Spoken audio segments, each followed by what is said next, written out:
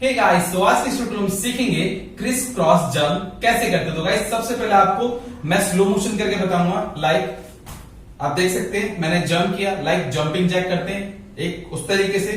फिर आपको जो हैंड्स है इस तरीके से रखने हैं, लाइक 1 and 2, लाइक 3, 4। इस तरीके से आपको प्रॉपर करना है। और अब मैं आपको थोड़ा फास्ट करके बताता हूं जिससे कि आपको प्रॉपर समझ आ जाए।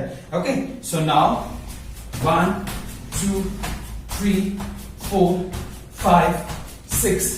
ओके, तो इस तरीके से आपको क्रिस क्रॉस जंप करनी है। और गाइस मैं आपको बता दूं उसके बेनिफिट्स आपके शोल्डर्स पे, आपके लेग्स पर, आपकी जो हैमस्ट्रिंग है उस पर, आपके काफ पर इसका बहुत अच्छा जो है बेनिफिट्स आएंगे आपको। और जितना भी ज्यादा बॉडी पे एक्स्ट्रा फैट होगा वो भी आपका कवर करेगा। एंड होप यू गाइस कि आपको एक्सरसाइज करनी आ गई होगी और आपको ये वीडियो पसंद आई होगी। तो प्लीज एक लाइक करो, अपने दोस्तों के साथ शेयर करके चैनल को सब्सक्राइब करें। तो मिलता हूं नेक्स्ट वीडियो में, तब तक के लिए।